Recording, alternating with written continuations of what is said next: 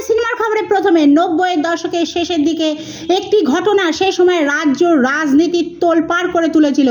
1997 সালে কলকাতা বিশ্ববিদ্যালয়ের সহকারী পরীক্ষা নিয়ামক মনীষা মুখোপাধ্যায়ের অন্তর্ধানের ঘটনার ছায়ায় সিনেমা তৈরি করছেন পরিচালক অরিন্দম শীল।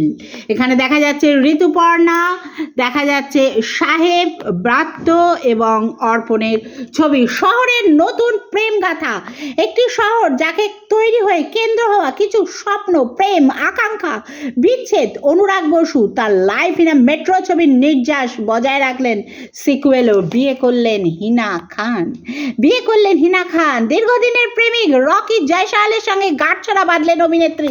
বাবা হচ্ছেন আরবাজ। তার সন্তান সম্ভাবনার খবর শোনা যাচ্ছিল অনেকদিন আগে থেকেই, কিন্তু সেই খবরে এতদিন শিলমোহর দেননি আরবাজ খান বা তার স্ত্রী সুরা খান কেউই। সম্প্রতি মুম্বাইয়ের একটি দোকানের বাইরে পাপারাজির ক্যামেরা বন্দী হন সুরা। সেখানে স্পষ্ট আরবাজ পত্নীর বেবি বাঁ। ক্ষমা চাইবেন না কমল হাসান, নিজের মন্তব্যের জন্য ক্ষমা চাইবেন না, আদালতকে স্পষ্ট জানিয়ে দিলেন কমল হাসান। ছোট্ট উপহার, মা হতে চলেছেন কিয়ারা আডবাণী। আজকের মতো সিনেমা খবর এখানেই শেষ। যদি আমার চ্যানেলটি আপনাদের ভালো লাগে তো প্লিজ আমাকে সাবস্ক্রাইব করুন।